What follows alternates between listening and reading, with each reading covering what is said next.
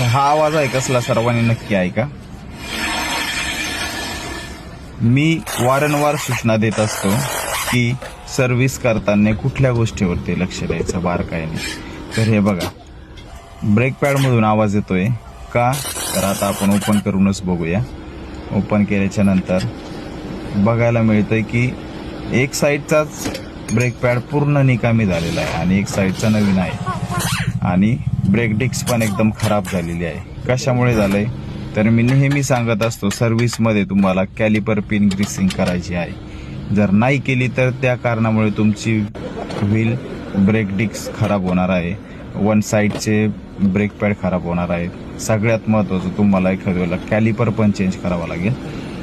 हे बघा, एक साईडची कॅलिपर पिनला ग्रीसिंग नाही आहे, त्याच्यामुळे वन साईडचा ब्रेक पॅड खराब झाला आहे, पूर्ण घासला गेला, त्याच्यामुळे आपली ब्रेक डिस्क पण खराब झालेली आहे. तर मी वारंवार सूचना देत असतो की सर्व्हिस करताना सर्व्हिस करणं म्हणजे इंजिन ऑइल चेंज करणं, फिल्टर चेंज करणं हे नाही आहे.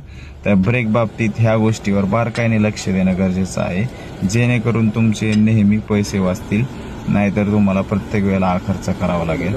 सर्व्हिस करताना ही गोष्ट विसरू नका, कॅलिपर पिनला समोर ग्रीसिंग करून घ्या. प्रत्येकाला आठवणीने आवर्जून सांगा आणि खर्च वाचवा.